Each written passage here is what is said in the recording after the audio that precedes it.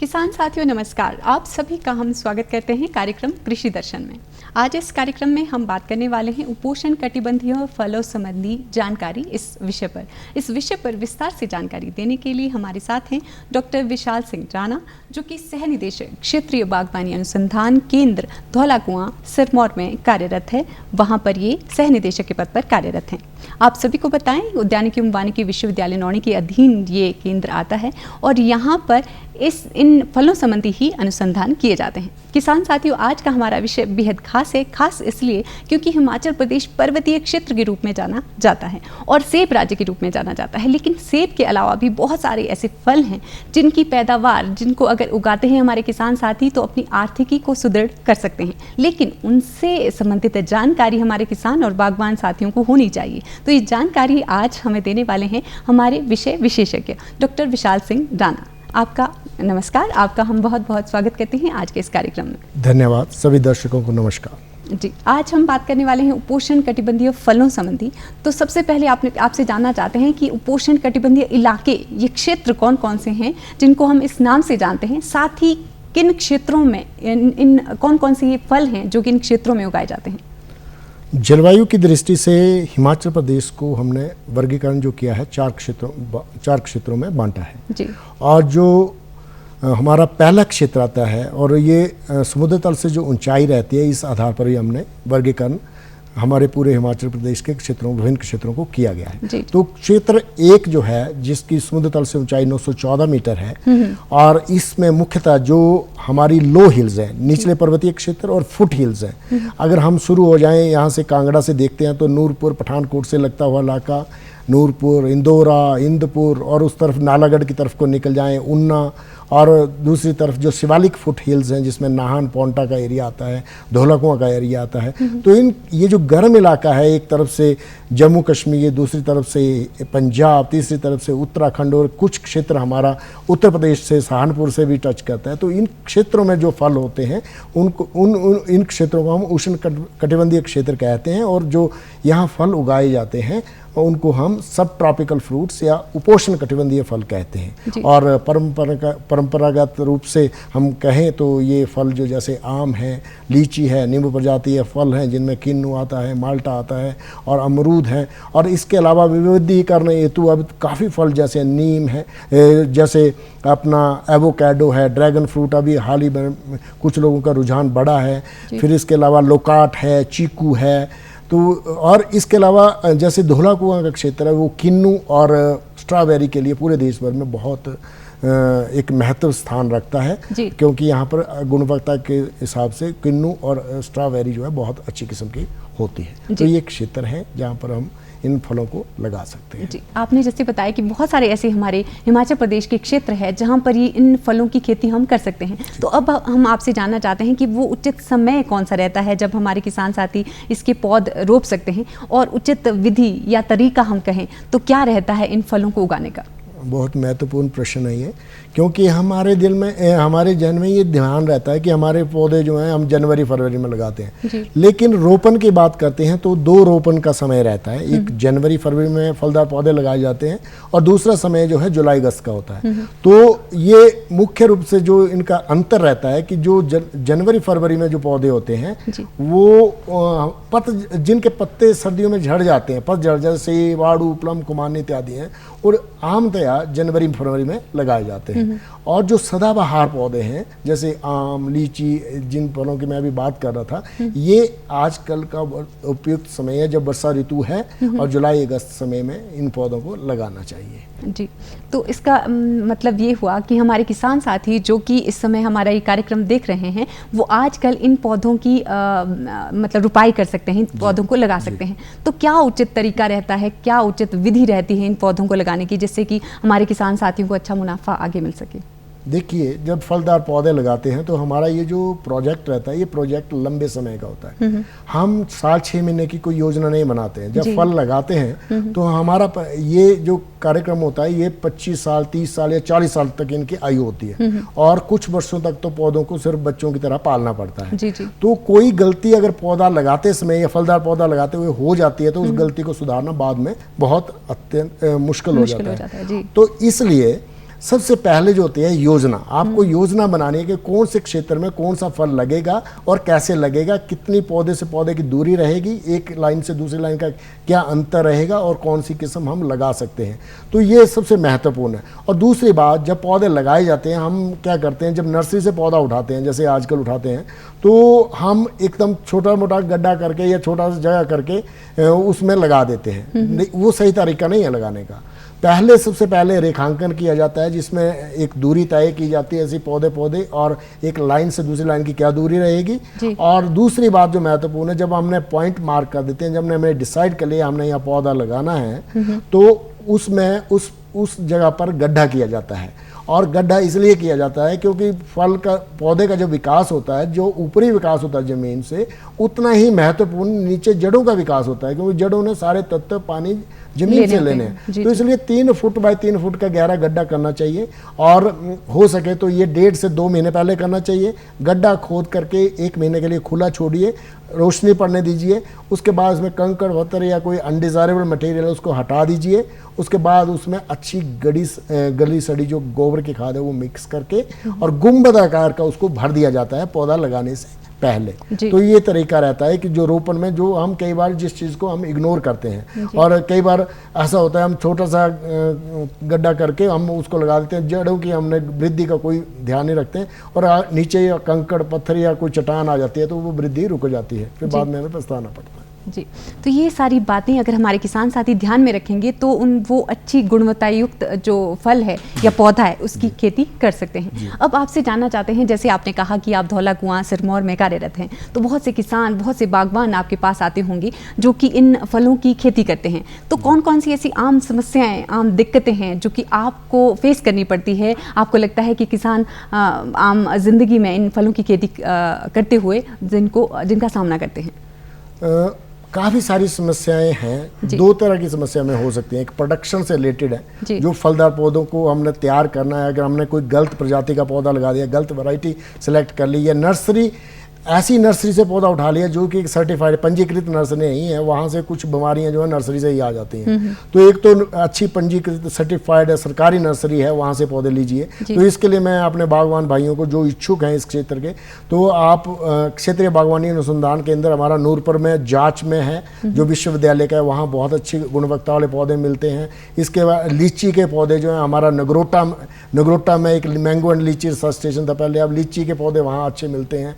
फिर हमारी विश्वविद्यालय का एक उद्यानिकी एवं वानिकी महाविद्यालय नेरी हमीरपुर में है, वहाँ से पौधे मिलते हैं। और हम शिवालिक फुटहिल्स की, जहाँ पर काफ़ी लोग अब उत्तराखंड के भी आते हैं, क्योंकि वो उत्तराखंड पोंटा के साथ बाउंड्री पे हैं, तो वहाँ पर भी हम अच्छे पौधे जो हैं सप्लाई कर रहे हैं। जैसे अभी हाल ही में हमने काफ़ी पौधे अभी वहाँ किए हैं वितरित बागवान भाइयों को। तो एक तो पंजीकृत पौधों को अच्छा लेना है, और दूसरा कुछ बीमारियाँ, बड़ी कॉमन सी बीमारियाँ, जैसे आम है। आम हमारे उत्तरी भारत में सबसे बड़ी समस्या है कि वो एक साल फलन देता है, दूसरे साल नहीं देता है। तो उसकी समस्या जो है वो एक क्लाइमेट का भी रोल है उसमें, क्योंकि उत्तर भारत की जो किस्में हैं उनमें ही अल्टरनेट बेयरिंग या 1 वर्षीय फलन होता है। तो उसके लिए हमारी एक जो अखिल भारतीय स्तर के जो संस्थान है, जैसे IRI है, पूसा इंस्टीट्यूट है दिल्ली में, तो वहाँ से कुछ किस्में निकली है। जैसे एक किस्म निकली है आम्रपाली, तो आम्रपाली हर साल फल देती है। और दूसरा प्लस पॉइंट उसका ये है कि वो बोनी किस्म है। जैसे हमें आम का पौधा लगाना चाहिए तो 8 से 10 मीटर पे लगता है, लेकिन वो उस किस्म का 3 बाय 3 मीटर पे लग सकता है। तो जब हम कई बार हम एक स्लोगन सुन लेते हैं हाई डेंसिटी प्लांटेशन का, लेकिन हाई डेंसिटी प्लांटेशन की भी कुछ रिक्वायरमेंट है। ऐसे नहीं जब चाहें आप 2.5 मीटर पे लगा दे 3 दे। हमने देखा है इन क्षेत्रों में, इंदौर इंदुपुर में जाएं या पर आप सहारनपुर के इनके इलाके में, तो 8 से 10 मीटर भी कई बार लीची या आम के लिए पर्याप्त स्पेस नहीं होता है। तो प्रोडक्शन से संबंधित दूरी का महत्वपूर्ण है, जो वो करते नहीं है।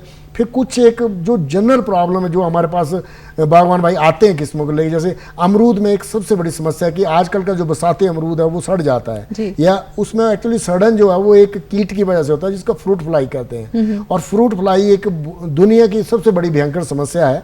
वो चाहे वो हमारी सब्जियां हैं, चाहे वो हमारा आम है, और चाहे वो अन्य जैसे अनार है, उसमें भी वो समस्या रहती है। तो इसके लिए जब अमरूद में अगर मैं करूं, क्योंकि ये बहुत लंबा विषय है, इसके लिए हमारे विशेषज्ञ हैं, जो बीमारियों के विशेषज्ञ भी हैं, कीटों के विशेषज्ञ हैं।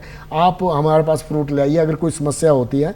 लेकिन जो मोटे तौर पे जो अमरूद में जो सबसे बड़ी समस्या है, जो फेल ही कर देती है क्रॉप को, उसके लिए हमारे पास जो अमरूद होता है उसमें 2 बार फ्रूट लगता है। एक बरसाती फसल होती है। अगर बरसाती फसल का जो फूल आता है हमारा मार्च अप्रैल में, तो उसको अगर उस फूल को झाड़ दें तो वो फूल जो है शिफ्ट हो जाता है आगे के लिए। वो सर्दियों में फसल आती है उसकी अमरूद की, और सर्दियों वाली जो फसल होती है उसमें वो उस मक्खी का प्रकोप नहीं होता है, वो फ्रूट कभी नहीं सड़ते हैं। तो वो इसी तरह सिट्रस नींबू प्रजातीय फल हैं, और नींबू में जैसे कैंकर की बीमारी भयंकर रूप से आती है तो वो नर्सरी से आती है। तो उन सारी दवाइयाँ हैं हमारे पास, उसका सजेस्ट करते हैं। लेकिन अभी काफ़ी किस्में जो हैं विकसित भी हुई हैं हमारे अखिल भारतीय स्तर पर। जैसे नींबू की बात करता हूँ कि NRC national research centre for citrus है नागपुर में, वहाँ से एक NRC 8 करके किस्म आई है। उसमें कैंकर नहीं लगता है, बीज भी कम है और जूस भी काफ़ी है, तो वो बड़ा भी फ्रूट है। तो वो अभी हम लोगों को एक जानकारी होना जरूरी है कि अब नई किस्में कौन सी विकसित हैं। जी, तो हम आपसे यही जानना चाहते हैं। ये तो बात हुई कि किसान कैसी कैसी बागवान कैसी कैसी दिक्कतें हैं, कैसी कैसी समस्याएं लेकर आपके पास आते हैं। अब आपसे जानना चाहते हैं, जब आप किस्मों की बात कर रहे हैं तो हम आपसे यही जानना चाहते हैं कि वो कौन सी किस्में इन फलों को लेकर जिनकी तरफ बागवान अधिकतर जाए, ताकि उनको ज़्यादा से ज़्यादा फायदा हो, और साथ ही साथ जो समस्याएं आप बता रहे हैं उन समस्याओं से भी उनको ना जूझना पड़े। तो किस्मों की मैं बात कर रहा था। किस्में में ये प्रोडक्शन रिलेटेड प्रॉब्लम बोल रहा है कि बीमारी का प्रकोप भी जगह जगह पर वेरी करता है। जैसे मैं अगर कांगड़ा की बात करूं तो लीची कांगड़ा में नूरपुर के क्षेत्र में भी होती है, और हमारा जो कांगड़ा का लोकल नगरोटा वगमा वहाँ भी होता है। लेकिन ये जो माइक्रो क्लाइमेट का इतना रोल होता है कि क्या बीमारियाँ और कीट जो होते हैं, क्योंकि छोटी माइक्रो क्लाइमेट में यहाँ कुछ हो, जैसे मैं उदाहरण लीची की दे रहा हूँ, तो लीची में अगर नूरपुर का क्षेत्र है तो वहाँ लीची फटती है, और लीची में वो फ्रूट बोरर कीड़ा लगता है जो डंडी की तरफ से लगता है, फ्रूट बोरर की समस्या है। लेकिन अगर मैं वो लीची की बात करता हूँ नगरोटा बागवा की, जो सबसे एरिया जहाँ पर बारिशें ज़्यादा होती है, धर्मशाला के करीब है, तो वहाँ पर रस्ट की प्रॉब्लम है। रस्ट वो एक बीमारी है। तो ये बीमारियाँ, कीट और ये जो समस्याएं हैं, ये क्षेत्र या माइक्रो क्लाइमेट के हिसाब से भी वेरी करते हैं। और रही बात किस्मों की, तो जैसे आम की किस्में हैं, आम की परंपरागत किस्में, उनका कोई मुकाबला नहीं है। जैसे दशहरी, लंगड़ा, चौसा, मालदा और एक अचारी। अब आम का तो ऐसा है कि हमारे डे टू डे लाइफ से इतना जुड़ा है कि अचार के लिए अलग ही किस्म है, राम केला किस्म है, और अल्फोंसो एक किस्म है, हमारे यहाँ होता है लेकिन वो वहाँ ज़्यादा होता है महाराष्ट्र में। लेकिन आम में जैसे मैंने सघन खेती के लिए आम्रपाली का जिक्र किया, हर साल फ्रूट। एक मलिका किस्म है, आम्रपाली और मलिका दोनों के जो पेरेंटेज है वो सेम है, वो भी IARI पूसा से निकली है। लेकिन मलिका का एक एक फ्रूट 500-600 ग्राम होता है और बहुत स्वादिष्ट है। और दूसरी बात मैं जो करना चाहता हूं कि जो आम है, मुख्यतः जैसे दशहरी की बात है, दशहरी का जो नेटिव है, जो असली घर है, वो मलियाबाद में है, तो वहाँ का जो दशहरी है वो लंबा होता है। लेकिन हमारे पास हिमाचल में जो फुट हिल्स है, यहाँ प्लस पॉइंट क्या है, यहाँ के ठंडे इलाके हैं बनिस्बत हमारे उत्तर प्रदेश के। तो इन क्षेत्रों में जो दशहरी आएगा वो लगभग 1 महीना बाद आएगा। तो हमारा जो मार्केट में जब वो मलियाबाद का या रहमान खेड़ा का जो दशहरी खत्म हो रहा होगा, तभी हमारा दशहरी यहाँ आता है। और इस तरह लंगड़ा, चौसा, इन सारी वैरायटियाँ जो हैं ये अभी तक बहुत पॉपुलर वैरायटी हैं। और अभी नई किस्म जो अचार, इवन राम केला का भी उतना ही महत्व है। इसी तरह मैं किन्नू की बात करना चाहता हूँ। किन्नू एक हाइब्रिड है जो अमेरिका में डेवलप हुई थी। अमेरिका में ये फेल हुई थी, लेकिन जब इंडिया में इंट्रोड्यूस हुई तो ये धोलाकुआं एक पहला क्षेत्र था जब यहाँ हुई, और ये 50-60 के दशक की बात है। फिर यहाँ से अलग जब से अबोर, फजलिका और हमारा गुरदासपुर, होशियारपुर यहाँ से गया। लेकिन ये जलवायु की दृष्टि से किन्नू के लिए उपयुक्त क्षेत्र धोलाकुआं इसलिए है क्योंकि वहाँ पर किन्नू के लिए अच्छे जूस के लिए और अच्छे टेस्ट के लिए day should be warmer, night should be cooler. तो ये टिपिकल क्लाइमेट जो है धोलाकुआं में मिलती है। और हमारे पास वहाँ बहुत अच्छे बागवान हैं। एक बागवान ऐसे इनोवेटिव है, उन्होंने एप्पल वेयर की खेती कर रहे हैं। बीच में एक पूर्व वाला जगह आती है माजरा के पास, पूर्व वाला, वहाँ पर जगीर चंद जी बड़े अच्छा कमा रहे हैं। एप्पल वेयर उनके पास इतने बड़े बड़े एप्पल वेयर हैं। और एक इसी तरह भीम सिंह जी वहाँ के माजरा के क्षेत्र के, वो बहुत अच्छी वैरायटियाँ उन्होंने उसकी स्ट्रॉबेरी की लगाई है, स्ट्रॉबेरी की खेती करते हैं। एक और हमारे पास बागवान भाई हैं, वहाँ से हैं हमारे दलवीर सिंह जी हैं, शंभू वाला एक क्षेत्र है।